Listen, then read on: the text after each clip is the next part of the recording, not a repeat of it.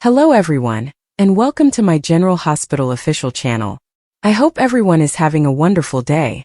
Before we begin, please hit the subscribe button and give this video a thumbs up.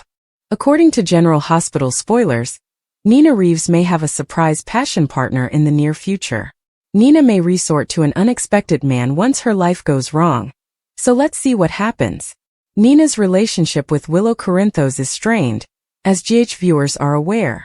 Willow has finally come to trust and care about Nina, but her mother is fooling her on several critical topics. For starters, Willow is still unaware that Nina and Drew Kane were dating about the same time Drew fell for Willow. That buried secret is bound to be revealed at some point. Nina also came up with the notion of drugging Drew and starting his crazy night with Jacinda. Drew's scandal will be used against him in the forthcoming custody hearing, therefore Nina's actions could cost Willow her children. Willow will eventually learn about some surprising secrets and turn against Nina for what she has done.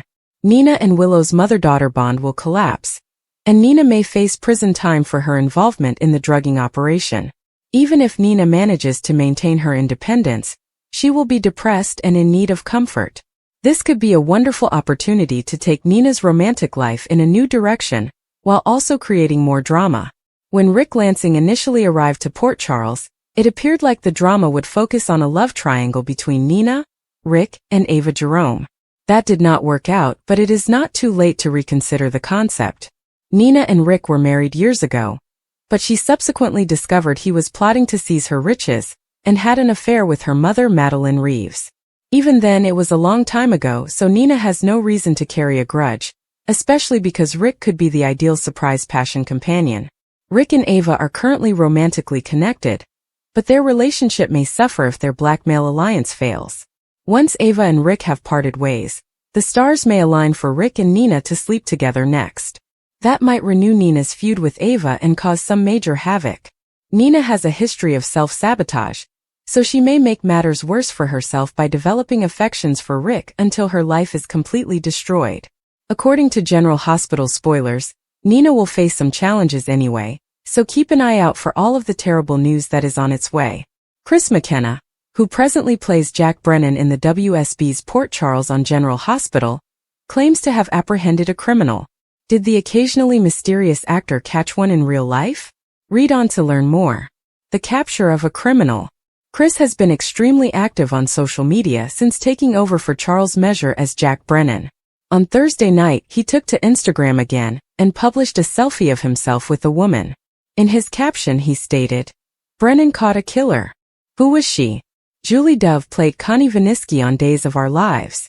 Remember, she was revealed to be the murderer of Li Shin. It was displayed in a flashback scene, revealing that her character was considerably more complex than previously thought. Chris McKenna claims to have caught a criminal. The joking arrest. Chris McKenna caught a killer, but it appeared to be a friendly encounter between him and Julie Dove. He stood with his arm around her and grinned for the selfie. The real-life Jack ended his caption with hashtags to document the crossover meetup. #GH, #Dole, #Connie. Fans of GH and Dole reacted positively to the hilarious tweet, with many laughing emojis arriving. Aside from that, one user commented, "I love this, two very talented people." Here are a few additional thoughts from ABC fans. "It's good to see. Live for yourself. Cute crossover. What's up with Julie these days? Connie Viniski's plot was left open, so it's possible she'll return. However, her current social media activity suggests that she is content. She recently attended the Webby Award presentation. Chris McKenna's companion has also finished filming her role as Grace in Maria Capps' The Lady of the Lake. The film premiered in August of last year. Life has a habit of delivering unexpected curveballs, leaving even the most collected people grasping for stability. Nina, a woman who previously thought she had everything perfectly planned, was surprised by the cosmos. Her world, once a neatly woven tapestry of professional success, love stability, and personal fulfillment, fell apart in what seemed like the blink of an eye. An abrupt job loss, the termination of a long-term relationship, and a developing sense of disillusionment forced her to reconsider all she thought she knew about herself. But just when she felt she'd struck rock bottom, an unlikely figure appeared in her life, sparking a transformation she never expected. Nina had always been a lady who took pride in her independence. She developed her profession from the ground up, refusing to rely on others for her success. Her partnership, while far from perfect, had provided a sense of security, until it didn't. The split was chaotic, leaving her emotionally exhausted and questioning her judgment. Around the same time, corporate downsizing left her without the employment that had previously defined her. The foundations of her identity, professional achievement and love partnership, had broken, leaving her stranded. In the aftermath, Nina retreated, as many people do in times of difficulty. She spent weeks in self-imposed isolation, alternating between fury, grief, and numbness. Friends and relatives gave support, but their well-intentioned advice frequently felt empty. "You'll bounce back," they murmured, or "everything happens for a reason." But Nina wasn't looking for clichés. She was looking for something deeper, a means to reconnect with herself in a world that felt unfamiliar. Then, by chance or maybe fate, she came across an old journal. Flipping over its pages, she discovered entries from years ago, filled with visions she'd forgotten. Among them was a brief reference of a passion she had abandoned in favor of practicality: painting. Nina enjoyed losing herself in colors and brushstrokes as a youth, but as she grew older, she rejected it as a frivolous hobby. Now, with time stretching out in front of her, she wondered if recalling that forgotten love could provide relief. She purchased inexpensive goods and set up a makeshift studio in her apartment's spare room. Her early attempts were sloppy, her abilities rusty. However, with each stroke she felt something change within her. Painting became more than a distraction. It was a lifeline. The act of creating, of transforming blank canvases into something significant, restored her sense of control, which she had forgotten she had lost. However, something was missing. She craved mentorship, someone who could help her hone her skills and push her beyond her own boundaries. Enter Daniel, a recluse artist whose work Nina had admired from a distance. Known for his evocative landscapes and unconventional techniques, he was also notoriously secretive, rarely interacting with the public or accepting students. Nina reached out, driven by desperation and a sudden bravery. To her amazement, he replied. Their initial meeting was tense, with reluctant talk and prolonged silences. However, behind the surface there existed an unspoken agreement. Daniel recognized something in Nina's raw, unpolished work, an emotional honesty that could not be taught. What began as informal mentorship quickly grew into something considerably more significant. Daniel did more than simply teach Nina about color theory and composition. He also challenged her to face the feelings she had suppressed. She used painting to process her sadness, rage, and worries. Daniel, for his part, was re-energized by her zeal, rekindling his own creative spark after years of lethargy. Their dynamic was unique, part teacher-student, part collaborator, and part kindred souls navigating their own storms. As the weeks progressed into months, Nina's work began to receive attention. A local gallery owner was intrigued with her emerging style and invited her to participate in a group exhibition. The recognition was encouraging, but more importantly, it marked a watershed moment in her personal path. She was no longer defined by what she had lost but by what she was producing. Daniel, too, found himself re-entering the spotlight, his partnership with Nina sparking a new series of pieces that reviewers acclaimed as his finest in years. Their connection, while immensely important, wasn't without complications. Rumors circulated regarding the nature of their relationship. Were they simply artistic partners, or was there something more? Nina and Daniel never addressed the topic explicitly, preferring to let their work speak for itself. The truth was that labels felt insufficient. What they shared went beyond typical categories, founded in mutual respect, creative synergy, and an unwavering conviction in each other's abilities. For Nina, the voyage was about more than rekindling a lost passion. It was about reconstructing herself from the ground up. She had begun the relationship with Daniel shattered and uncertain, but through art, she discovered a means to rebuild herself, stronger and more self-aware than before. Daniel, too, had reached a crossroads, his creativity hampered by years of solitude. In mentoring Nina, he rediscovers his voice. The audience, of course, was enthralled by the tale. A woman reinventing herself after sorrow, an intriguing artist rising from the shadows. These were the types of stories that made headlines. But for Nina and Daniel, the true narrative was quieter, evolving in late-night painting sessions, shared silences, and the unspoken knowledge that the most deep connections can happen when we least expect them. Life's upheavals had pushed Nina to her knees, but in her weakness, she discovered something extraordinary. She had turned to art as an escape, only to discover that it held the key to her freedom. And in Daniel, she discovered not just a teacher or a companion, but a mirror. Someone who mirrored back the strength she didn't realize she possessed. The original headline's question, "Turns to this man after life blows up?" implies a straightforward response. But Nina's story never revolved around finding a man to save her. It was about discovering oneself, and in doing so, recognizing the people who help us recognize our own potential. Daniel did not fix Nina's life. Instead, he demonstrated to her that she was capable of doing it on her own. And in a culture that frequently reduces transformation to sensational soundbites, this truth was the most startling of all. While there, BLQ apologizes for telling Maxie that she had to pick between having her and Lulu as friends. Maxie accepts the apologies and admits that she was never going to pick. Brooklyn then informs her that she and Chase are taking measures towards adoption. Gio arrives and is still attempting to recover from Rocco's alcohol poisoning. He plays his violin as Chase and Anna dance tango. Chase then takes his wife for a spin around the floor while Gio plays. General Hospital recap May 12th. Sonny weighs Sidwell's offer with Jason and Lulu on a mission. Professor Dalton chooses his assistant. Emma Drake has been summoned to Professor Dalton's office, believing that she has secured the position as his summer research assistant. Instead, he tells her that he cannot have a research assistant who is unable to construct a data model. Emma is astounded when he shows her the corrupt file she has turned in. Emma is devastated as she leaves. Meanwhile, Jocelyn Jax meets with her mother, Carly Spencer, at the Metro Court to catch up. Carly updates her on Sonny's heart operation, and then they are interrupted by Jack Brennan. He was only come to say hello, but Carly begs him to join them. Joss needs to leave to see Professor Dalton, so Carly stays with Jack while he tells her how important she is to him. Joss enters Dalton's office, and after expressing her how impressed he is with her work, he offers her the position of research assistant, as long as she agrees to sign an NDA. Emma decides to present the professor an earlier file of her work as proof that it was completed.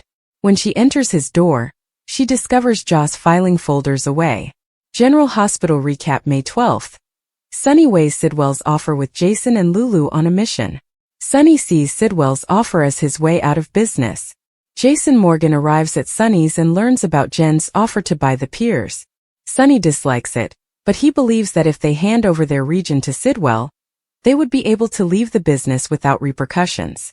They can also invest money in a traditional firm and start over that way. Jason suspects it's a setup. They have always preserved the shoreline, and if they don't, all 5 families will move in. Sonny also implies that they no longer have to safeguard anything. If Sidwell is a tyrant, they may just let the feds move in on him. Sonny explains that in order to make the deal, he needs to be certain that Sidwell isn't the one attempting to kill him. Laura arrives after Jason has left. Sonny informs her that he might let Sidwell buy the piers because it would resolve both of their issues. General Hospital recap May 12th. Sonny weighs Sidwell's offer with Jason and Lulu on a mission. Tracy wants Lulu to end the adoption story. Tracy would eventually catch up with Lulu. Now that she understands about the kid Brooklyn gave up for adoption, she is determined to fight for her. Tracy informs Lulu that while spying in Martin Gray's room, she discovered information about Brooklyn's baby, and has been tormenting her ever since. Lulu tries to excuse her conduct, reminding Tracy that the adoption item was assigned to her by the newspaper rather than her. Tracy maintains that she should quit adding to BLQ's workload, and inform her editor that she has to do something else. She should be more understanding because she, too, was a pregnant adolescent. Lulu agrees to speak with her editor, but believes the father should be aware that he has a child out there. Before departing, Lulu grabs Carly at another table and informs her that she needs to speak with her quietly. Once at her residence, Lulu informs Carly that they must locate Dante's son since either Lulu or her mother is lying. Meanwhile, Jason meets with Tracy, who urges him to find her great-grandson. Romantic paths for Jason. These women offer true love. Jason has always been a man of depth, passion, and loyalty, Yet love has escaped him in unexpected ways. He's looking for a mate who truly understands him, someone who can complement his skills, soothe his concerns, and support him through life's obstacles. Among the many women he has met, 5 stand out as prospective soulmates, each bringing a particular type of love that may complete him in ways he has only imagined. According to General Hospital spoilers, Nina Reeves may have a surprise passion partner in the near future. Nina may resort to an unexpected man once her life goes wrong. So let's see what happens. Nina's relationship with Willow Corinthos is strained, as GH viewers are aware. Willow has finally come to trust and care about Nina, but her mother is fooling her on several critical topics. For starters, Willow is still unaware that Nina and Drew Kane were dating about the same time Drew fell for Willow. That buried secret is bound to be revealed at some point.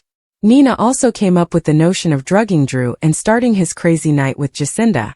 Drew's scandal will be used against him in the forthcoming custody hearing, therefore Nina's actions could cost Willow her children.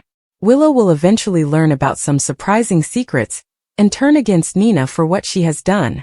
Nina and Willow's mother-daughter bond will collapse, and Nina may face prison time for her involvement in the drugging operation. Even if Nina manages to maintain her independence, she will be depressed and in need of comfort. This could be a wonderful opportunity to take Nina's romantic life in a new direction, while also creating more drama. When Rick Lansing initially arrived to Port Charles, it appeared like the drama would focus on a love triangle between Nina, Rick, and Ava Jerome. That did not work out, but it is not too late to reconsider the concept. Nina and Rick were married years ago, but she subsequently discovered he was plotting to seize her riches and had an affair with her mother, Madeline Reeves. Even then it was a long time ago, so Nina has no reason to carry a grudge, especially because Rick could be the ideal surprise passion companion. Rick and Ava are currently romantically connected, but their relationship may suffer if their blackmail alliance fails. Once Ava and Rick have parted ways, the stars may align for Rick and Nina to sleep together next. That might renew Nina's feud with Ava and cause some major havoc. Nina has a history of self-sabotage, so she may make matters worse for herself by developing affections for Rick until her life is completely destroyed. According to General Hospital spoilers, Nina will face some challenges anyway, so keep an eye out for all of the terrible news that is on its way. Nina had always thought of herself as a lady of regularity, someone who thrived on consistency and structure. Her days were methodically planned, her goals specified, and her future appeared to be fixed in stone. That was until fate, in its unpredictable way, threw her a curveball, shattering the neatly crafted universe she had created around herself. Her separation with her long-term boyfriend was more than simply a personal setback. It was a seismic upheaval that made her reconsider everything she thought she understood about love, trust, and her own identity. In the aftermath, she found herself adrift, dealing with feelings she had never expected to feel. The grief was intense, the loneliness was crushing, and the future, which had previously been so clear, now appeared to be a dense cloud. Nina lived like a ghost for weeks, going through the motions but feeling completely disconnected from her surroundings. Friends and relatives expressed their support, but their comments, while well-intentioned, were empty. She knew they cared, but no amount of sorrow could fill the vacuum left by the loss of the person she had hoped to spend her life with. During this period of profound vulnerability, she came across something or someone unexpected.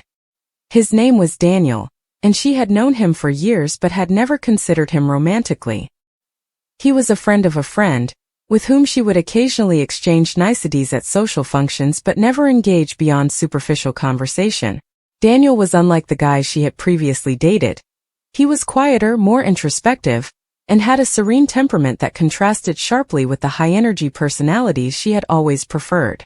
However, as fate would have it, it was Daniel who reached out to her in her darkest times, not with sympathy, but with a quiet understanding that struck a deep chord with her. Their bond began innocently enough, a casual coffee meeting that turned into hours of talk. Nina found herself opening up to him in ways she hadn't done with anyone else, including her closest friends.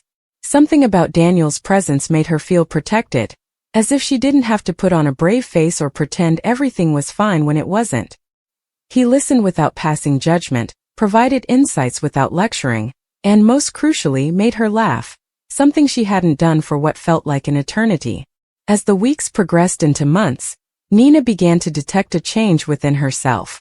The anguish that had previously seemed insurmountable began to fade, replaced by a growing sensation of wonder and, dare she say it, exhilaration. Daniel had shown her a world she had never seen before. One full of subtle, unexpected pleasures. He was passionate about things she had never considered. Obscure indie flicks, late-night astronomy, and the art of brewing the perfect cup of tea. These were ordinary pleasures, but in his eyes, they transformed into something magical. What startled Nina the most was her growing affection for him. It was not anything she had intended or even deliberately permitted to happen. In fact, the prospect of falling for someone so soon after her separation scared her. Was she merely recovering? Was she using Daniel as an escape from her pain? These questions haunted her, putting doubt on the feelings she couldn't deny. But as they spent more time together, it became more difficult to reject what was developing between them. Daniel, for his part, never pressed her. He seemed satisfied to go at her pace, never asking for more than she was willing to offer. His tolerance just increased her feelings for him, and Nina gradually began to let go of her concerns. She discovered that love could not be neatly organized or controlled. It was messy, unpredictable, and often arrived unexpectedly. The turning point occurred one evening as they sat on his rooftop, covered in blankets and sipping hot chocolate. The city lights stretched out ahead of them, like a sea of flashing stars against the night sky. Daniel looked at her, his expression enigmatic, and continued, "You don't have to have everything sorted out, you know. Sometimes the best things in life happen unexpectedly." Nina felt something click inside her at that exact moment. She had spent so much time attempting to restore the life she had lost that she hadn't given herself the chance to contemplate the idea that something even greater was waiting for her. Daniel was more than simply a rebound or a distraction. He had quietly and steadfastly shown her what it meant to be truly recognized and valued. Their relationship progressed naturally from that point forward. There were no great declarations or theatrical gestures, only a steady building friendship based on mutual respect and understanding. Nina found herself embracing life's volatility in ways she had never experienced before. She started new interests, traveled to places she'd always wanted to go, and most crucially, allowed herself to be vulnerable in love again. According to General Hospital spoilers, Jason Morgan has 5 romantic paths. Thus these women may provide him a chance at genuine love. Let's talk about some potential love interest alternatives for Jason, and try to map out a road to happiness for him. 1. Sasha Gilmore Corbin. Jason has been bonding with Sasha Gilmore Corbin as a friend and pretend baby daddy, but many fans believe there is more to come. Could Sasha and Jason's developing friendship lead to a romantic relationship? Although many fans were initially opposed to a Jason and Sasha pairing, it appears that some GH viewers are beginning to warm up to it. Could you envision Jason achieving true romantic pleasure with Sasha as this story progresses? 2. Anna Devane. For a moment, it appeared that the program was set to go all in on a Jason and Anna Devane pairing, but they pulled back following their kiss in Africa. Nonetheless, Jason maintains an unusual bond with Anna, and they've admitted to understanding each other in a manner that no one else does. The authors set the stage for some sizzle when Jason and Anna agreed to meet discreetly in his room above Bobby's if they ever needed to talk. Is this a sign that the program isn't done with Anna and Jason's possible romance? Could some passion be on the horizon? 3. Carly Spencer. Jason and Carly Spencer are long-standing friends, but the show let them to fall for one another when Sonny Corinthos was assumed dead and residing in Nixon Falls. Carly and Jason even went through a wedding ceremony, which became partly about presenting a united front for mob purposes, and partly about the genuine sentiments that had formed. Some fans are still hoping for Jason and Carly's romance to rekindle, so that possibility is always open. Carly and Jason have decided that they like their relationship as it is, but it could change in the future. 4. Returning from the grave Sam McCall. In a perfect world, many of us would like to see Jason team up with a resurrected Sam McCall. Even the worst fatal consequences can be reversed with a soap, so keep that in mind. If GH ever makes a deal for Kelly Monaco's return or even recasts the role, a Jason and Sam reunion could be a possibility. Sam was Jason's true love, therefore no other romantic option could ever genuinely rival. 5. Brand new love interest. Of course, the program might eventually cast a new love interest for Jason. We can think of one simple writing method that would work here if Jason had a girlfriend while undercover as Alan Jacobs. That girlfriend may ultimately track Jason down in his actual life and admit she can't live without him. Jason may reconcile with his previous flame and find himself defending her against doubters like Carly, who we all know would disapprove. According to General Hospital spoilers, Jason's love life may be in for some changes in the near future, so stay tuned for updates on any romantic developments. Carly warns Lulu about Sonny's shocking decision and Jason's temptation. General Hospital teasers indicate that a preview clip has been posted for Tuesday, May 13, 2025. Emma Scorpio Drake is accusing Jocelyn Jacks of stealing her project. Carly Spencer attempts to stop Lulu Spencer. Jason Morgan also faces a major temptation. Continue reading to learn more about what will happen in today's episode of ABC soap drama. Emma Scorpio Drake's accusations. Let's start with Emma, who was surprised to learn that Joss has the research assistant post she worked so hard for. Emma will turn to Anna and accuse Joss of stealing the gig. However, Anna will tell Emma that she cannot go around making such charges. Of course, Anna is unaware that this is not an unfounded claim. At the same time, nobody is aware that Joss is a WSB agent working on a case. Read more. Find out what happened in the last episode of GH. Jocelyn Jack's promise. Meanwhile, Joss will make some sort of pledge. Vaughn or Jack Brennan may be concerned that Emma may cause a problem. However, Jocelyn may reassure both of them that Emma will not be a problem. Joss could be underestimating Emma, though. Read this. Keep up with all the comings and goings this week. Curtis Ashford is suspicious. According to General Hospital teasers for the upcoming episode, Curtis Ashford will suspect Portia Robinson of deception. Portia almost tripped when she said she had to defend Drew Kane. Curtis asked her to elaborate, and she immediately covered. Curtis is aware that his wife is hiding something. Curtis wants to discuss his marriage with Jordan Ashford, but she shuts him down. Jordan's desire to avoid involvement is understandable given that they are ex-partners. Read this. General Hospital's Maurice Bernard opens out about his fear of never acting again. Tuesday, May 13, 2025. At the hospital, Trina Robinson will be taken off guard. Trina will dispute her mother's desire for Curtis and Drew to find harmony. This may also provide Portia the opportunity to inquire about Kai Taylor. Tracy Quartermaine will also resume her conversation with Jason. Tracy, who learned about the adoption secret, wants Jason to find her great-grandson. It will be an attractive offer because this transaction will benefit Sonny Corinthos. Meanwhile, Sonny will defend his decision before Laura Collins. In a preview clip, Sonny informs the mayor that sometimes you have to make a deal with the devil. Also, Carly tries to persuade Lulu that she is making a major mistake. Have you checked out General Hospital today, Monday, May 12, 2025? If not, there is a handy recap below. Laura Collins asked Jordan Ashford to meet her at her daughter Lulu Spencer's new home. They can't be seen together.